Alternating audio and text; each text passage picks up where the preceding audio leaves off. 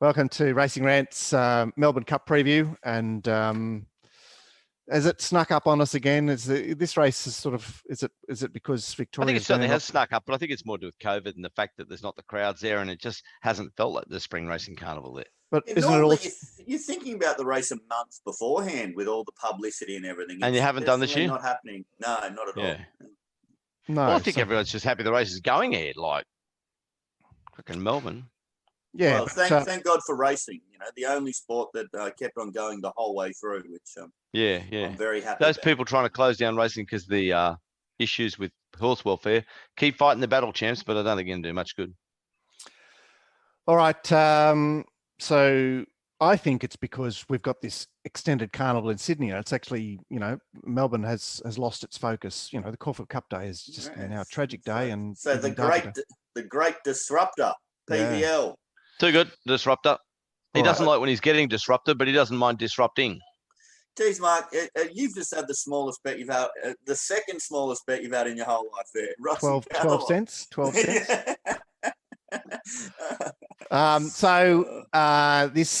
The best bit about this race is Anthony Van Dyck is out of Believe and Succeed. And I remember when he won the English Derby, someone talking about that, and I'd forgotten about it. Do you remember Believe and Succeed, Glenn? Little squibby thing that won a Blue Diamond preview, might have run in a Golden Slipper, I think. In fact, I'm desperate now. Jeez, I don't remember its name now. I have to look up. It's it's a Believe and Succeed was out of Exceed and Excel. So yeah. But you crossed it with Galileo, Mark. Yeah, well, I wouldn't have said that Galileo is necessarily particularly dour. I can't seem to find the horse, but anyway. Won a lot of prize money for overseas horse. Anthony Van Dyck. Yeah, well, he won the English Derby and he ran second in the Irish Derby. And yeah, I know, but it still seems a lot of prize money for over there. I thought the English Derby would be worth 500,000. I think those marquee races are okay, a lot better than that. Well, obviously, yeah.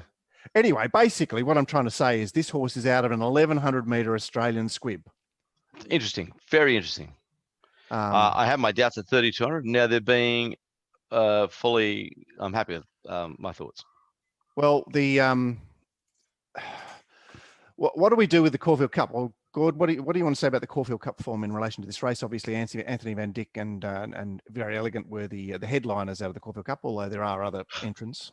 No, you know, in previous history, the major lead-ups are the Caulfield Cup and the Cox Plate.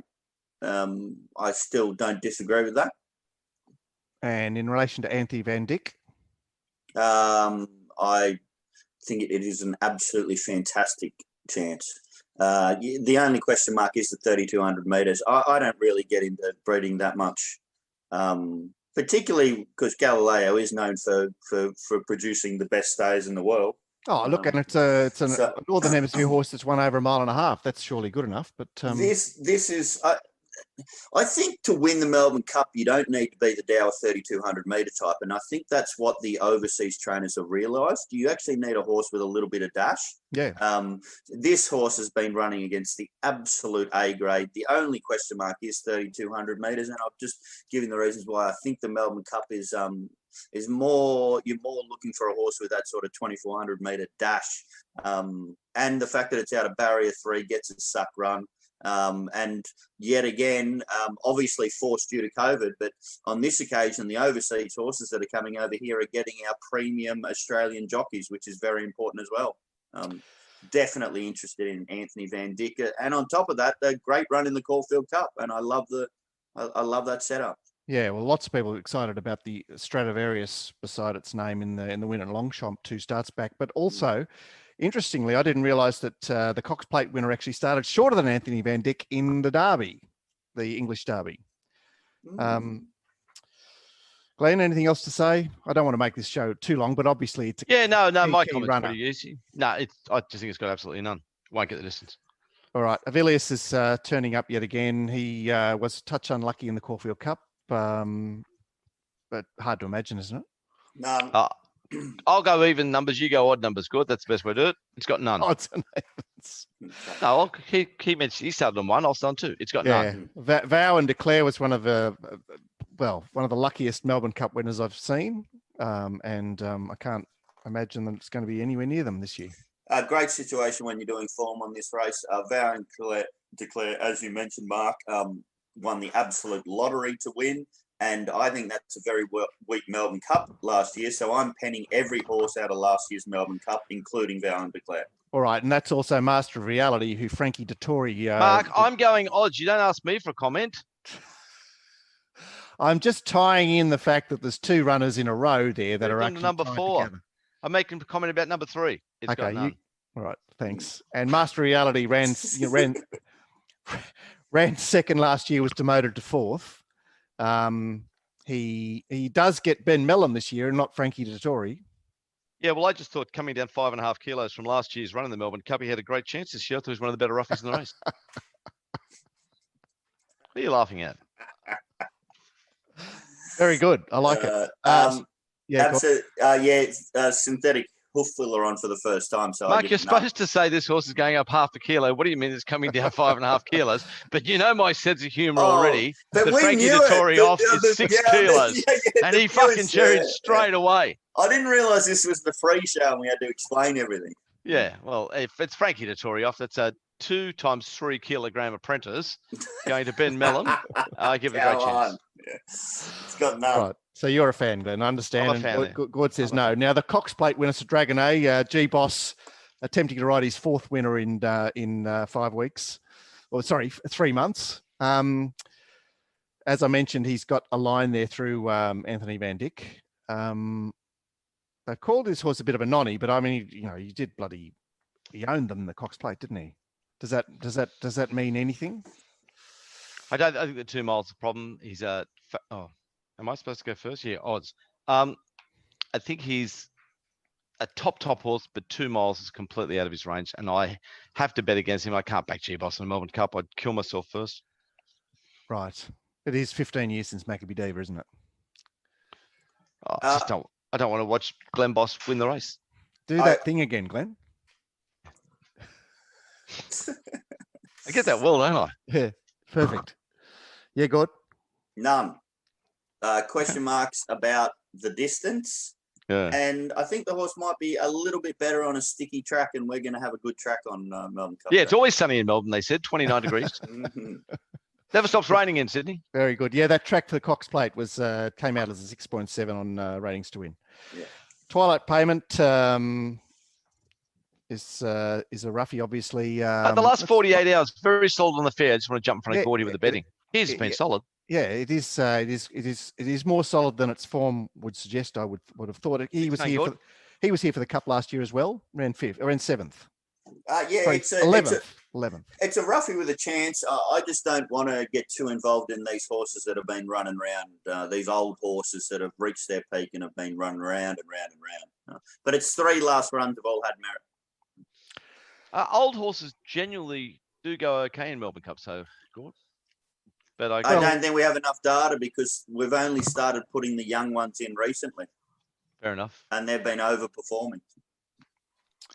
Very elegant, Mark. Well, very elegant. Caulfield Cup winner.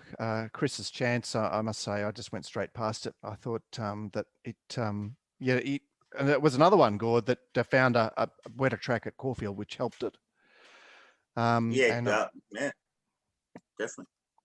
Impossible to back. Possible to light. Distance, dry, barrier, everything. None for me too. And by the way, I say none, and it's one of the top 4 Australian horses. All right. Well, that could make it 16th pick. Exactly. What's the G? We're going to spat on? None? Well, yeah, it's a drag on the Caulfield Cup form, like finishing that close in the Caulfield Cup. Stratum Albion is 50 to 1 chance. Willie Mullins, anyone got a line on this horse? None. I haven't got a line. The reports I'm getting are that it shouldn't be 50s, whatever that means. Right. Yeah, it should be hundreds. It's got should be hundreds. It's got 5 hurdle runs in its last 9 starts. That gives it a good chance. It's a good chance. Dashing Willoughby ran around in the Caulfield Cup and got spaced. So I'm glad the tab at Willoughby's not betting on this race. Every person at Willoughby back in this. All right, I gave it none. Finch is J-Mac and seems to fit in with lots of media tipsters. It's got the Caulfield Cup form line as well. It's already had a couple of goes at Melbourne Cup, which generally, to my mind, is a bit of a knock. Gord? Yeah, no for me. It's one of the better Australian trained horses, but no. Third pick for me, drawn perfectly, on pace, great setup. Still a lightly raced 7-year-old. I thought it had a really good chance. All right, so last year it started favourite and ran 7th from a similar draw, raced handy all the way. Why has it got a better chance this year? And Gord's saying that that's weaker form. Yeah, Gord is saying that. I'm not sure the cross-counter Melbourne Cup is weaker form than this year. I don't know if I agree with that. I just thought it was That's 2 years ago. I'm talking about last year. Last year's Melbourne Cup was rubbish. Right, my apologies. Yep. Yeah, okay. You're right. The Valiant Declare is a weaker Melbourne Cup. Yeah, I don't know. Just racing position, draw, Yeah. and just mainly the setup's the thing I liked for it. Like, so 3 runs back, couple over the sticks.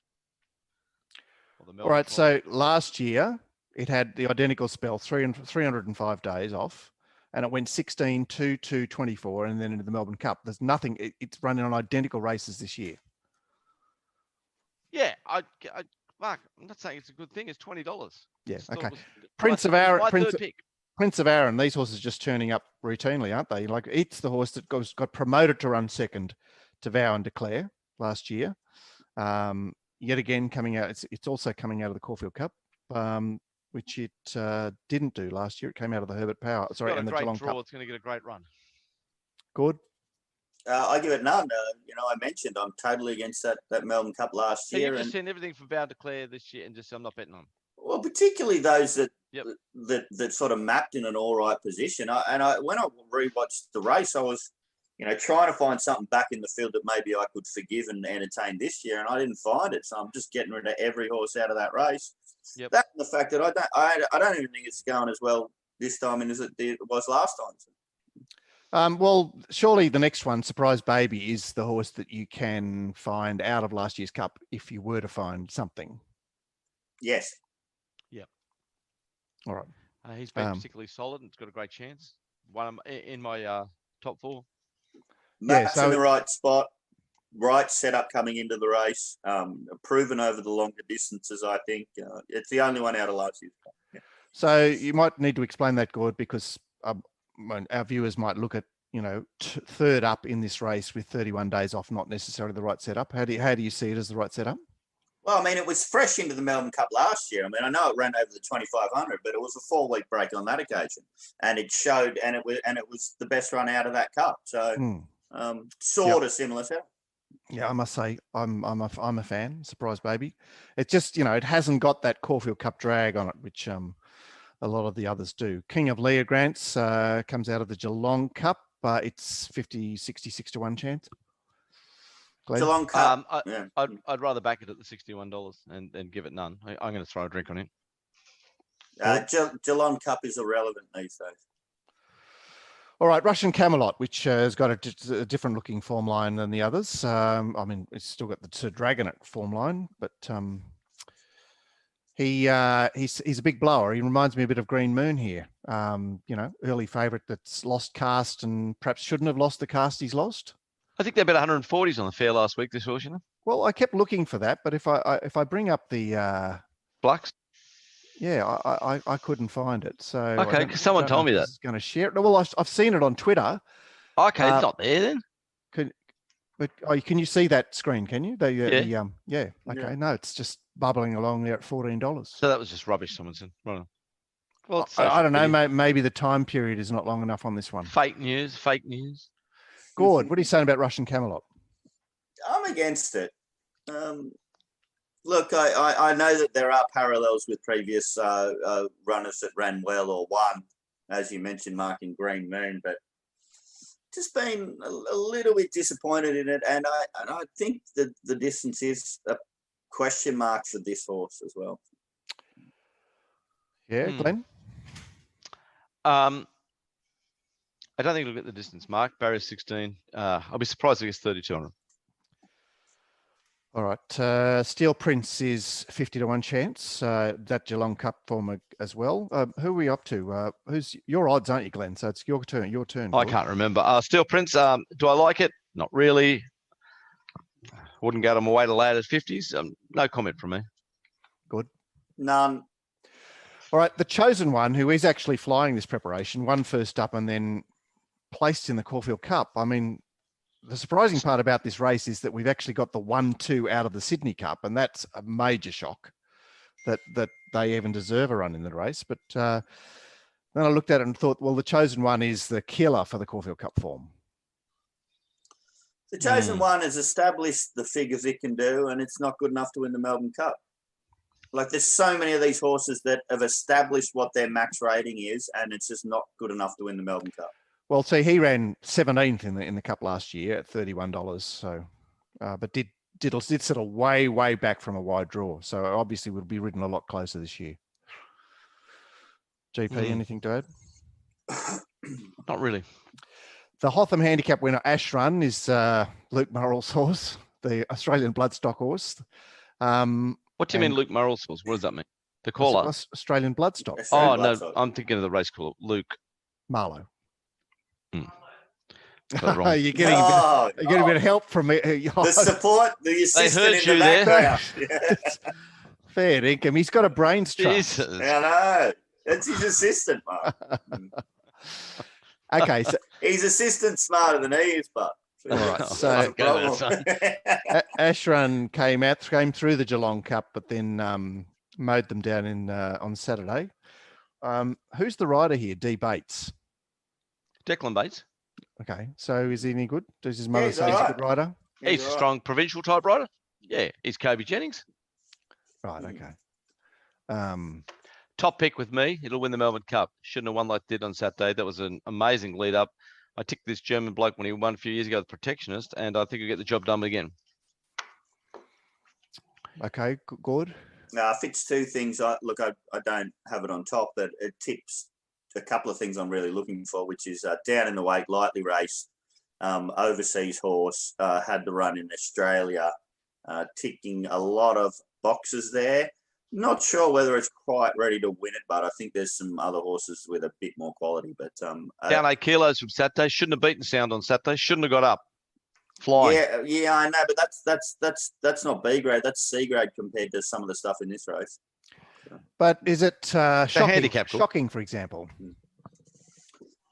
Yeah. Look, if you saw the interview with that Waller as well, Waller, I'm calling him Waller. We got Waller and we got Waller. Yeah, of course. He gives it a good chance too, and he's a good judge. So. He is a good judge. Declan Bates is currently tracking as well as the previous two riders have ridden this horse, Karen McAvoy and Craig Williams. All right, so Warning surely doesn't need much passing. So Warning is a 50 to 1 chance scored bypassing. None.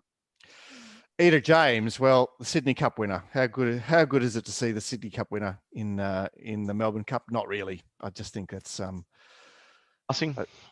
Passing, fourth in the Moonee Valley Cup, but as you can see, it's 250 to 1 chance. All right, Tiger Moth is best back late.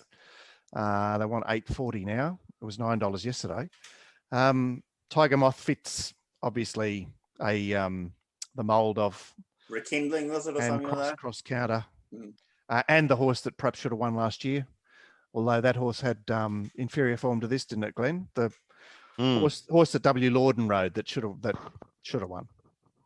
Can't remember his name. Gord sounds particularly keen on it. It's fifth start. 6 months ago, it was winner's maiden. It's hard to imagine, but this bloke does it year in, year out with these type of horses. Gord seems keen. But he hasn't won one, has he? Aiden. Does it matter? Same team, isn't it? Well, you imagine so. Gord, what are you saying? On top for me. I just, I'm always looking for those lightly rated ones on the up that get in at low weights in handicaps. Proven jockey in Group 1s. I know his figures haven't been that good recently, but K-Mac in the Melbourne Cup as one of the guys that can ride 52 is absolutely perfect for me. Slight question mark about barrier 23 and where it maps, but I'm loving the fact that this is a like a 4-year-old, okay, that's only had 4 starts, but it's actually its 3rd preparation. Like this is just absolute grand final aim to come over, steal the Melbourne Cup with no weight on your back. First up run irrelevant, 33 weeks to strengthen up a little bit, come back, a win in sort of a weakish maiden, actually. I wasn't that impressed with that, but then a lovely run in the Irish Derby. And then they know, okay, sweet, we've got our Melbourne Cup horse, spell it for 11 weeks, come back for a kill first up over 2,400 metres. You could say 3,200 metres is a question mark for this horse. I'd say this thing is going to love 3,200 metres. It's on top with me. There you go. There's the narrative, Glenn. I think it's got a great chance. Ocean X comes through the Moonee Valley Cup. Passing. Yep. Miami Bound, also the Moonee Valley Cup. One of the better wet trackers in the race, and I would have given it a chance to stand the ground, but we've got dry conditions. Not for me. Nope. And Persan, who we mentioned earlier in the rant, who was beaten in a Hawkesbury Maiden 6 months ago. Good on you, Glenn. Was trained by David Payne and went to Mar and Eustace, and suddenly here it is. Airborne, and I wouldn't be surprised to see it win in 50s. So it's got the freshen up off the Bart Cummings. Gord, any opinion? Horse is flying, but I don't think it's A grade. All right. In terms of a map is one of those things on the Melbourne Cup that I don't place too much credence in, because it's almost like the you find horses going forward that were never intended to go forward. But the ratings to win suggests that that Finch lobs out in front of Twilight Payment, in front of Dashing Willoughby, and so Dashing Willoughby may be the one that's sent forward. Average speed, they say. All right, Glenn, top 4. 18 on top, clearly. To beat 21, 12, and 13. All right, so that's Ash Run to beat, Tiger Moth, Prince of Aaron, Surprise Baby. Good. Yeah, look, I think as far as what price we're going to get, I'll just sort of switch it up a little bit here, and I'll actually put Anthony Van Dyck on top, just because it's proven against the absolute best horses in the world. From the up-and-comer who looks perfectly primed in number 21, Tiger Moth. From the best run of the Cup last start, who looks to have a decent setup on this occasion, number 13, Surprise Baby.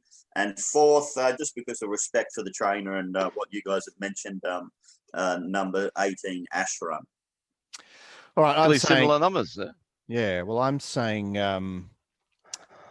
21, Tiger Moth, 13, Surprise Baby, 15, Russian Camelot, and 18, Ash Run. There are a couple of interesting horses I just wanted to get Gord's first blush opinion on tomorrow at Flemington. Joviality is running in the 1400 metre race too, but Sweet Reply also turns up in that race, and I thought that Sweet Reply at $7 looked better than Joviality at $3.10. Any first blush comment, Gord? Well, I have to go off when we reviewed that race, Mark, where I said that I thought Joviality was the best run in the race, if you recall. With J-Mac going on, no, I'm interested in Joviality. Outrageous is resuming in race 6. It's a horse that did all its running in Sydney last time. I know it's a 23 from 27 Hawks runner, but Willie Pike rides here fresh up in the 6th. It's $15. And you know, it was a horse that you mentioned you were interested in first up in Sydney last time. Could you entertain it in race 6? Found a very weak race. Haven't done the race yet. I know a couple of the Melbourne boys I've chatted to do have a little bit of an opinion of the favourite Groundswell, but that price range against Sydney form, which I love. I haven't finished the race yet, but Outrageous is definitely a horse of note. All right, now post Melbourne Cup, the 1800 metre race, Purple. Looks like Elvis is a scratching. Purple Sector is $3.80 off a win that would possibly take you places in Melbourne. Does it appeal to you? Right jockey, right barrier, horse absolutely flying, probably a moral. And finally, the Dash, which you're certainly all over its trials. It's resuming down the straight in the last race, race 10. It's $4.60. Yeah, I always have to be a little bit more cautious down the straight because it's such a specialist track and Weird horse. land. Yeah. It's weird land. But look, if Yardash gets off the trials, it looks like it's got back to some of its stuff it did early on in its career. If it does that, they won't even get near it. Problem with this is down the straight's had a barrier of 4, isn't it? Maybe that's not going to be ideal, but we'll have to check. We'll track pattern coming into this race. Well, Craig Williams got off for 2s, and in his video report, he said, "Oh, she just, she found the wrong lane. The inside was no good."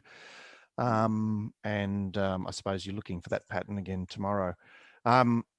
We won't do a top-up show in the morning because it's just too tight to get across everything. So GP will stand by for Mounting Yard Mail from Randwick tomorrow from you. And yeah, good luck to everybody and happy Melbourne Cup Day. Hope everyone finds a result in some sort of way. And I hope that Bentley parking spot hasn't been taken over by some yuppie tomorrow. And Gord, we'll see you later for Ranters with Dream Team and myself for a look at Randwick. So that promises to be a good betting card as well. Sunny weather here at Coogee, guys. Probably track improving Soft. by Track the soft. yeah.